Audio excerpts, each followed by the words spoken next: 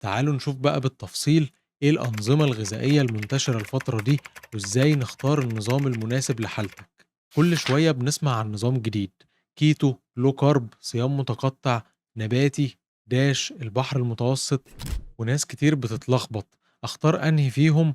وإيه أحسن وإيه المناسب لصحتي أكتر؟ وإزاي أعرف إذا كنت ماشي في الاتجاه الصح ولا لأ؟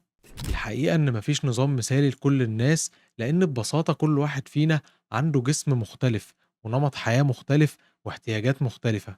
والأهم من كده إن كل واحد فينا ليه الأولويات بتاعته، في اللي يهمه إنه ينزل وزنه بسرعة، وفي اللي يهمه إنه يفضل شبعان، وفي اللي بيدور على راحة الجهاز الهضمي. فتعالوا نشوف مع بعض كل نظام غذائي وهل مناسب ليك ولا لأ. واحد، نظام الكيتو بيعتمد على تقليل النشويات جدا، أقل من 50 جرام في اليوم، وزيادة الدهون.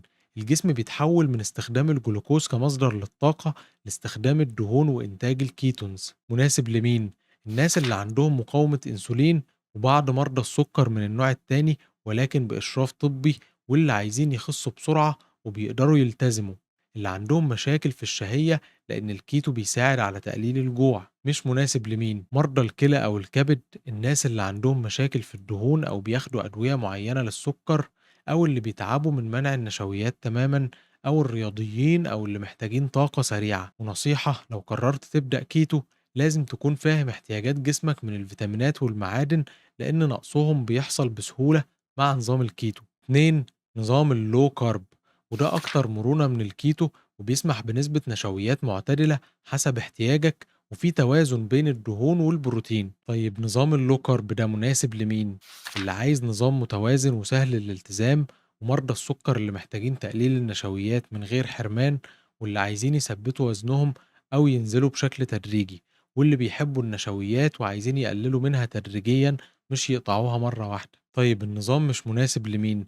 لو تم بشكل عشوائي من غير تنظيم، أو للي عندهم مشاكل في الكلى. ونصيحة: اختار نشويات صحية زي الشوفان والبطاطا، وخلي كمية الألياف عالية. 3، نظام الصيام المتقطع، مش نظام أكل لكنه نظام توقيت، وأشهر أنواعه 16 ساعة صيام و8 ساعات أكل. الفكرة الأساسية إنك تدي لجسمك وقت يرتاح من الهضم ويحرق مخزون الطاقة. طيب النظام ده مناسب لمين؟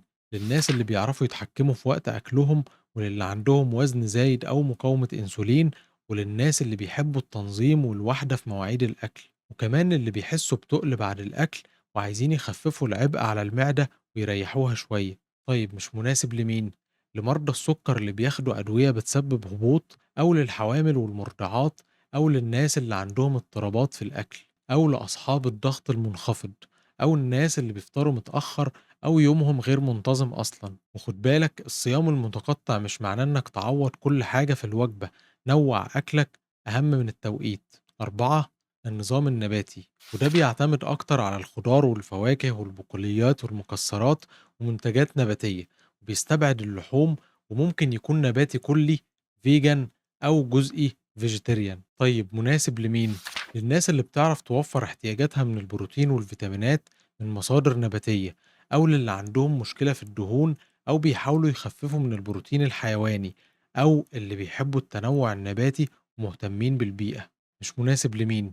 لو معمول بشكل عشوائي وما فيهوش توازن، أو لو ما فيهوش مصادر واضحة لفيتامين بي 12 والحديد والزنك. ومش مناسب كمان للناس اللي بيعتمدوا على النشويات بشكل أساسي بدون مصادر بروتين كافية. ولو هتمشي على النظام النباتي، تابع تحليلك بانتظام، خصوصا الحديد وفيتامين بي 12. 5، نظام البحر المتوسط، وده من أكتر الأنظمة اللي تم عمل عليها أبحاث، ويعتبر نمط حياة مش مجرد دايت.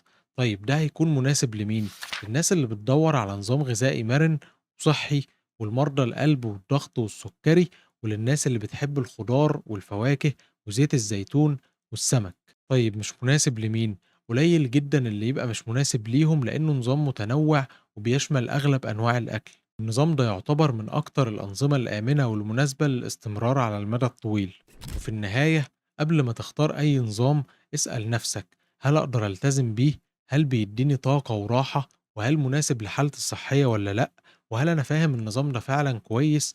وهل يناسب طبيعة شغلي وروتين يومي؟ هل هيخليني مبسوط وأنا ماشي عليه ولا لأ؟ مش مهم تختار نظام مشهور أو الأنظمة اللي منتشرة دلوقتي، المهم إنه يكون نظام يناسبك أنت، والأهم إن أي نظام تبدأ بيه لازم يكون قابل للاستمرار وبتحس معاه بتحسن فعلي في صحتك. ابدأ بخطوة بسيطة وجرب تعدل وجبة واحدة في يومك أو تقلل حاجات صغيرة زي السكر والخبز الأبيض، وشوف جسمك هيقولك إيه. كل تغيير بسيط ممكن يكون بداية لنقلة كبيرة في حياتك. لو حاسس إنك محتار اسأل صيدلي أو دكتور فاهم حالتك، وما تبدأش بنفسك أي نظام قاسي من غير إشراف طبي. اكتب لي في الكومنتات إيه أكتر نظام جربته وهل حسيت بالفرق فعلا، ولو لسه بتفكر تبدأ نظام جديد بتفكر تبدأ نظام إيه. ولو عايز تعرف أسرار التغذية لمريض السكر وكمان لإنقاص الوزن مع نظام غذائي كامل بتفاصيل الوجبات، كل ده هتلاقيه مجانا في الفيديو ده.